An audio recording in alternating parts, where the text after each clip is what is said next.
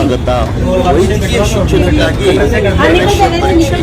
NEET exam 2026 UG 22,79,743 ಒಟ್ಟು ಅಭ್ಯರ್ಥಿಗಳು ಪರೀಕ್ಷೆಗೆ ಕುಳಿತಿದ್ದಾರೆ.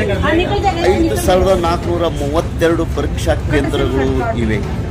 551 ಪಟ್ಟಣಗಳಲ್ಲಿ ಭಾರತ ದೇಶದಲ್ಲಿ ಹಾಗೂ ಹೊರ ದೇಶಗಳಲ್ಲಿ 14 ದೇಶಗಳಲ್ಲಿ ಪರೀಕ್ಷೆ ಕೇಂದ್ರಗಳು ಇರುತ್ತವೆ.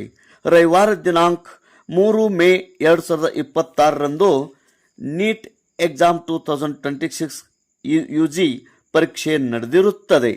ಆದರೆ ನೀಟ್ ಪರೀಕ್ಷೆಯಲ್ಲಿ ಒಂದು ಧರ್ಮಕ್ಕೆ ಅಪಮಾನವಾದದ್ದು ಎಲ್ಲೆಡೆ ನಾವು ನೋಡ್ತಾ ಇದ್ದೇವೆ. ಕುಂಕುಮ ಅರಿಸುವುದು, ಕಾಲುಂಗರ ತೆಗೆಯೋದು ಹಾಗೂ ಚಾಳ್ ತೆಗೆಯೋದು, ಕರ್ಣ ಹೂಗಳನ್ನು ತೆಗೆಯುವುದು, ಕೊರಳಲ್ಲಿರುವಂಥ ಮಾಂಗಲ್ಯ ಸರ ಎಲ್ಲವನ್ನು ತೆಗೆಯುವುದು ಹಾಗೂ ಅದಲ್ಲದೆ ಹೆಣ್ಣು ಮಕ್ಕಳದ ಪ್ಯಾಂಟದ ಚೀನ್ ಕೂಡ ತೆಗೆದಿರುವುದು ಕಟ್ ಮಾಡಿ ಇದು ಕೂಡ ಅಪಮಾನವಾಗಿರುತ್ತದೆ ಎಂದು ಎಲ್ಲೆಡೆ ಸಾರ್ವಜನಿಕರಲ್ಲಿ ಮಾತು ಕೇಳು ಬರ್ತಾ ಇದೆ.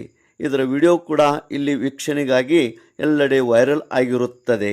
ಈ ನೀಟ್ ಎಕ್ಸಾಮ್ 2026 ನಿಯಮಗಳಲ್ಲಿ ಬದಲಾವಣೆ ಆಗಬೇಕು ಎಂದು ಎಲ್ಲರ ಬೇಡಿಕೆ ಆಗಿರುತ್ತದೆ. ತೇಜ್ ಪ್ರಭು ನ್ಯೂಸ್.